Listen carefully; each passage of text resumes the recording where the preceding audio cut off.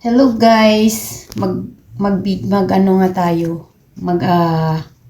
video tayo saglit dahil para mayroon tayong may upload sa aking YouTube channel kasi ilang araw na ako din naka-upload guys. So good evening everyone, welcome back to my channel. It's me again, Liza Babes Channel, na malapit ng yumaman at pera na lang ang kulang. Yehey!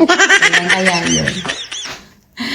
So guys, for today's vlog ay nandito tayo ngayon sa kitchen. Ay nagka-crave yung aking daughter ng lumpiang gulay. Kaya naisip ko naman na meron akong ginawa last week na nilagay ko sa freezer. Kaya tayo ay magpa-fry ng lumpiang vegetable. Lumpiang gulay, at ito ay ginawa ko pa nung nakaraang linggo, tapos nilagay ko sa freezer. Di ko lang alam kung magiging okay pa ba pag naprito, baka naman magputok-putukan. So tatry natin guys, sinubukan ko lang na i-freezer para pag gusto mong kumain ng pag gusto namin kumain ng lumpia nga ay pwede nang i-defrost lang o i-fry. Pero ang sabi nila hindi pwedeng i-defrost. Galing sa freezer tapos idiretso mo na siya sa frying pan na may mainit na mantika. So tingnan natin guys kung ano ang mangyayari kasi first time ko lang mag-fry ng ganun. Kung baka magputok-putukan, magbiyak-biyakan. So, samahan nyo ako guys sa simpleng vlog kong ito para lang meron akong i-update dahil ilang araw na naman ako na hindi nakapag-upload. Na naman na ang natin yan, ng analytics kung hindi natin dalas-dalasan mag-upload. Mahirap kasi maghanap ng content, kaya hindi ako masyadong nag-upload. Kaya today ay magpa-fry ako ng lumpiang gulay na ginawa ko na nung nakaraan pa, na ilagay ko sa freezer. So, we'll see guys kung ano yung kanyang anong mangyayari. Kung masusunog ba kasi nag-ice o di kaya magpuputukan, yan. Kaya tara guys, samahan nyo ako. So, ayan guys, iinit ko lang yung kawali. Tapos, nandito yung natin, ipiprito natin. Titignan natin. Sorry sa kalat ng aking kitchen. Kasi napakalamig ngayon guys. Hindi kami lumabas ng aking daughter. Kaya dito na lang kami sa bahay nagstay. Dahil mas maganda na lang dito sa bahay, safe. Kaysa sa labas, malamig, magkasakit pa. Mahirap na magkasakit. Ito nga guys, yung ginawa ko nung nakaraan pa, ito. At meron akong ginawang spring roll na ilang piraso ba to? 6 na piraso. Kaya ang sabi nung aking prinsesa ay gusto daw niya kumain ng lumpiang vegetable. So, ayan guys, ipapry natin. Yan, samahan niyo ako sa pagpa-fry. Tingnan natin guys kung magiging okay ba, success ba, o di kaya magiging mash. Ayan, tingnan natin yung pinainit kong mantika guys. Ayan guys, nagpainit na ako ng mantika dito sa kawali. At itong mantika na to ay olive oil.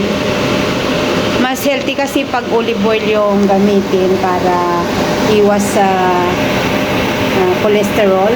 Pero may cholesterol din, pero mas healthy ay isa dun sa ibang oil. Yan, parang okay na ata. Tingnan natin.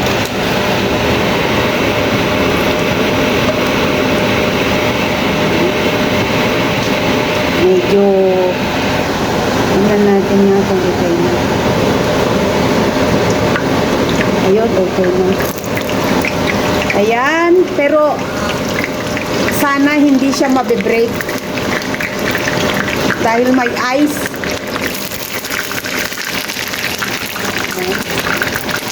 Hanggang natin yung apoy, baka naman masunog, tapos yung ibabaw ay, yung loob ay ano, mag-ice.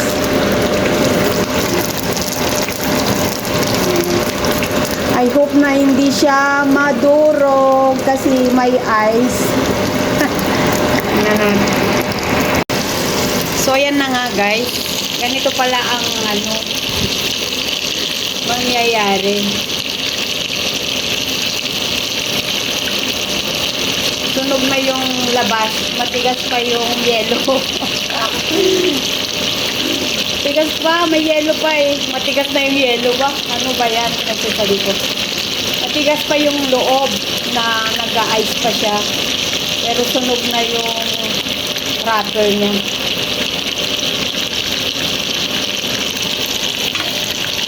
Hindi kasi pwedeng pahinaan dahil pag nagde-defrost siya,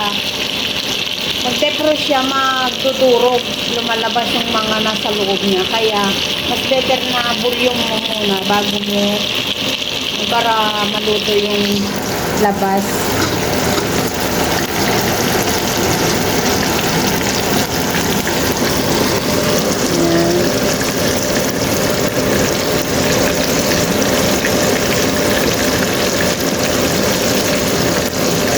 Ready na. Tapos gawa tayo ng sausawan, guys. So, ayan na nga, guys. Tapos na ako magprito. Tapos ko na i-prepare yung aking lumpia. Ito na. Ito na yung ginawa kong naraan na inilagay ko sa freezer. Maganda din palang texture niya. Akala ko kasi madudurog siya pag inilagay na sa ilagay ko dun sa freezer tapos ipiprito ko na nagyayelo. Hindi pala. Maganda din pala ng kanyang texture. Yan. Hindi siya nadurog. Buo pa rin. Tapos guys, gumawa ko ng sausawan. Ito, gumawa ko ng sausawan na yan. Sili na may sibuyas, na may kunting asukal at asin. Yun yung magandang sausawan.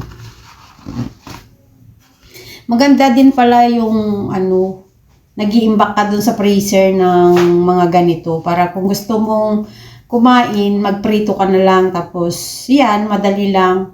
Lalo ngayon ay taglamig, parang lahat ng tao nagugutom. Parang nagugutom ka kasi pag taglamig, 'di ba?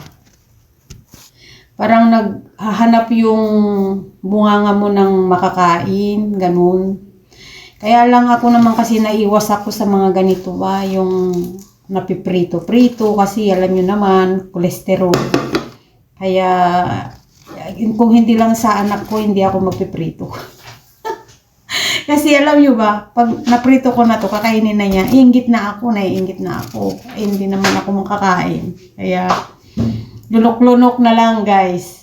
Pero sa totoo lang, maganda talaga nang may imbak ka talaga. Kasi kung gusto mo maalala mong kumain na ganun, meron sa freezer. Lalo na ngayon ay taglamig, mahirap pumunta sa labas na malamig. Kaya, ayan, maganda, may imbak. Ayan, yun na, yung aking burger. Sabi niya, ano ba yan, nagluto ka lang. Nagpa-vlog ka na naman. Sabi niya, yan. Sabi niya, guys, nagluto ka lang ng lumpia. Tapos nagba-vlog ka na naman, sabi niya. Oo para meron akong may upload dahil nga wala na akong na-upload, di ako nakalabas kasi malamig na ulan. So, para-paraan lang yan guys para maka-content, di ba? So, yan na. Kinuha na ng anak ko yung niluto ko, inilagay sa loob. Kinuha na niya sa loob. At kumain na. So, ayun na nga guys. Simpleng vlog ko. Pagtyagaan nyo na muna yung aking simpleng vlog ngayon. Kasi malamig, maulan. Wala akong masyadong may content ngayon, kaya yun na lang ang aking i-content para naman hindi masiro yung aking pag-upload today. Take note kinuha na ng anak ko yung pinirito ko. Tapos, kumuha pa ng kanin. Iniulam niya sa kanin, pwede pala yun. Kaya guys, hanggang dito na lang aking vlog for today. See you next vlog and thank you for watching. Bye-bye!